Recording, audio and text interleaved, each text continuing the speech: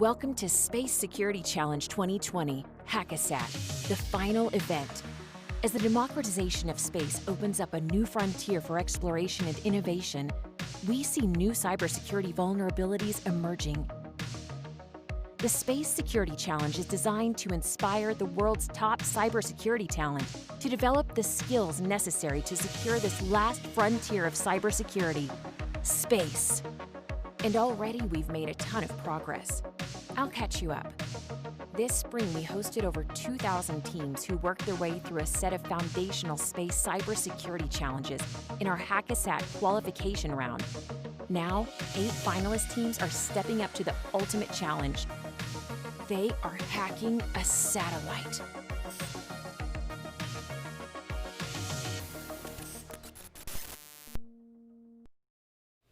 Welcome back to the second and final day of the competition portion of Hackasat. Are you excited? As always, I'm your host, Jordan Wines. First, a quick recap of the game to this point.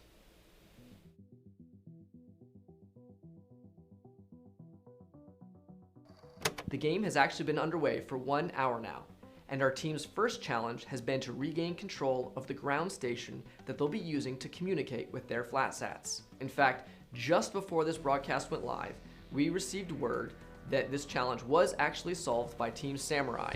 Congratulations to them. Right after our last update ended with only a Samurai solve, several other teams came in with solutions for Challenge 0.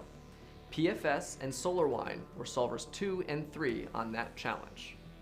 After those 2 teams scored on Challenge 0, every other team was eventually able to solve Challenge 0 over the next several hours. Taking a look at the scoreboard so far, we've had an eventful last hour. Our teams continue to make progress, with 4 teams now having solved Challenge 1. Unfortunately, the window of time after first solve has expired, and the remaining 4 teams were given the solution with no points. PFS and Cannon to Space were joined by 1553 and 1064 Seabread with solutions for Challenge 1. Now, this was going to be where I signed off for this update, but as we were live, PFS actually jumped up on the scoreboard yet again, solving Challenge 2. Most teams are now working on 2 or 3 challenges: the On-Orbit Challenge, Challenge 2, and Challenge 3. PFS has been pulling away to a healthy lead. They still have a critical problem to solve, specifically the On-Orbit Challenge. While Cannon to Space is only nipping at their heels at number 2 on the scoreboard, they are critically not only the first team with an attempted solution to the On-Orbit Challenge, but the first with an accepted solution. That would mean that they would be able to pass PFS if PFS is not able to actually solve, because again, that is a pass-fail challenge.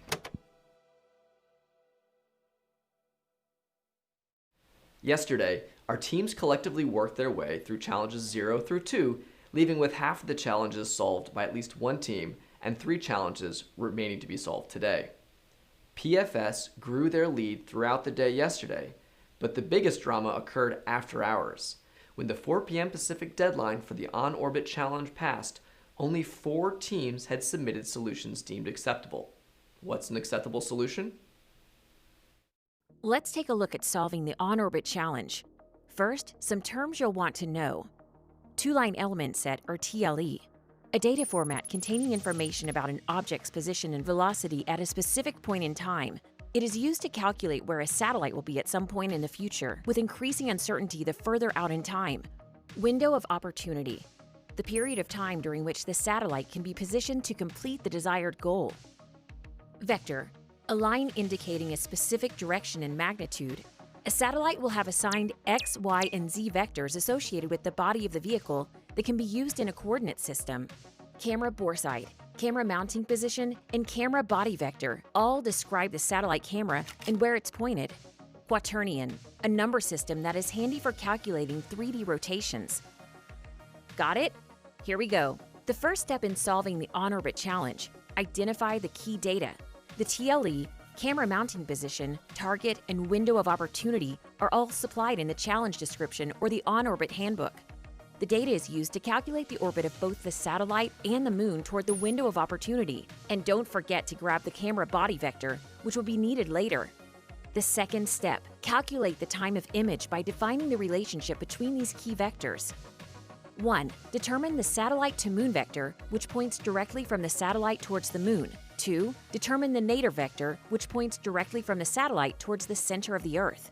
3. Determine the angle between 1. The satellite to moon vector and the NADIR vector, and 2. The angle between the satellite negative z vector and the camera body vector.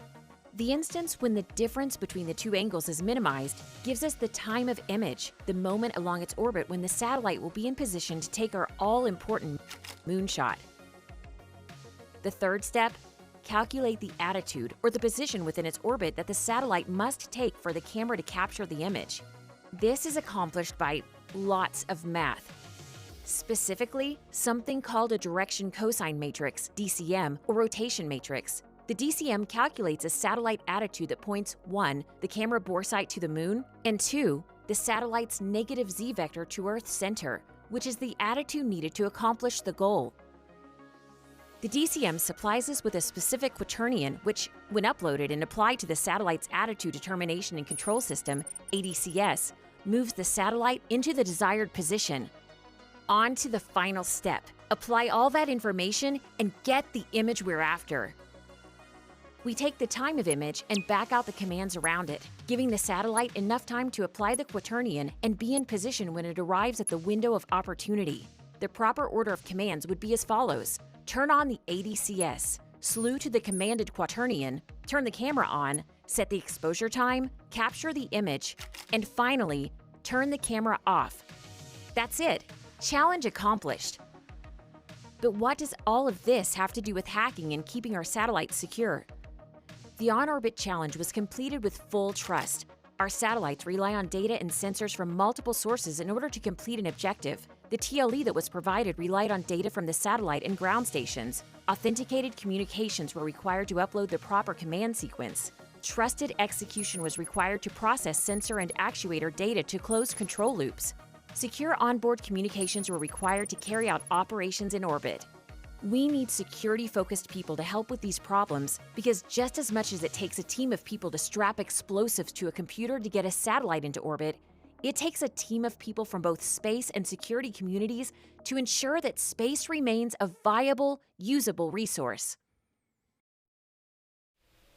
The 4 teams with successful on-orbit solutions during the time period were Poland Can into Space. In fact, theirs came well over an hour before anyone else's. ADD Vulcan, Flux Rocket Repeat, and Samurai all came in within about 10 minutes of each other within the last 15 minutes of that window. Remember, the on-orbit portion involves a team computing a mission plan for an actual satellite to take a picture of the moon. All acceptable solutions were evaluated, and the most accurate solution submitted before the 4 p.m. deadline will be chosen to be sent into space into our orbiting satellite. We'll learn whose solution that was amongst those 4 later on today. As we entered into our overtime period after the 4 p.m. deadline yesterday, the alternate acceptance criteria kicked into play. Well, the 4 teams submitting before 4 p.m. were automatically eligible for their solution to be sent and automatically into prize eligibility. We had to get more teams available. The limit was 6. This meant that 2 teams of the remaining 4 would be out of contention for the final prize pool. The 4 teams fighting for those 2 spots included PFS, 1550 Tree, 1064 Seabread, and Solar Wine. 1550 Tree managed to submit a solution that was valid only 3 minutes after the deadline, quickly grabbing that 5th spot. That left PFS, 1064 Seabread, and Solar Wine on the ropes for that last spot.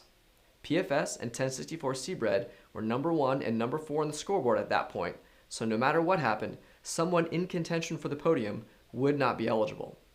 All of the contest organizers were on a shared video chat, waiting to see the results as they came in. 1064 Seabread had what looked to be an extremely close solution that was just outside the acceptance criteria, and PFS didn't seem to be close. Then, at 7:48 p.m.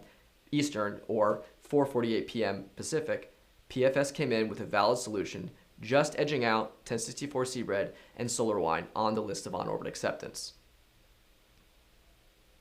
Unfortunately, that means that 1064 Seabread and Solar Wine are both ineligible for a spot on the podium. That said, they can still have an impact on the game. Either team scoring first bloods will potentially change the number of available points left on the board for the competitors and impact the final result. It's sad to see 2 great teams out of contention for the prize pool, but they can still end up on the leaderboard from a points perspective and attain the associated bragging rights. In fact, let's go ahead and take a look at the scoreboard now in our live Octagon feed. And they definitely haven't slowed down. You'll notice that Solar Wine actually scored first blood on Challenge 3. Congratulations to them for the great work overnight. The pressure is now on the remaining teams to show that they made good use of the downtime as well to land Challenge 3. You can also see Flux Repeat Rocket scoring just before this broadcast with only a 5% reduction in total points, so that's a good amount of points for them. That means Solar Wine and Flux Repeat Rocket are both moving on to Challenge 4. Challenge 4. Here's what we know.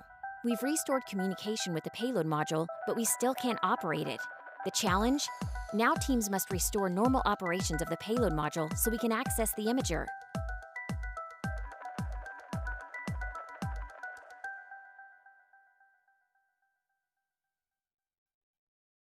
This is the first time we've seen Flux Repeat Rocket make a big move on the scoreboard. Let's check out their team bio.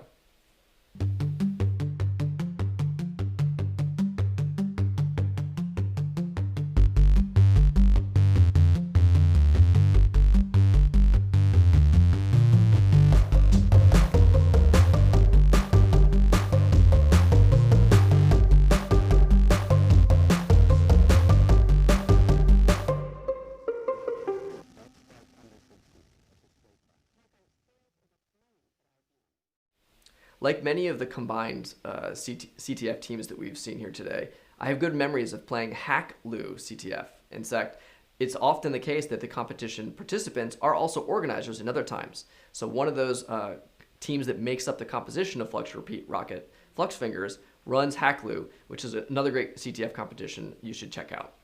What an exciting first day. I'm looking forward to seeing what happens today as our teams battle through these last few challenges. Come back and join us at our 10:50 a.m. Pacific, 1:50 p.m. Eastern for our next competition update.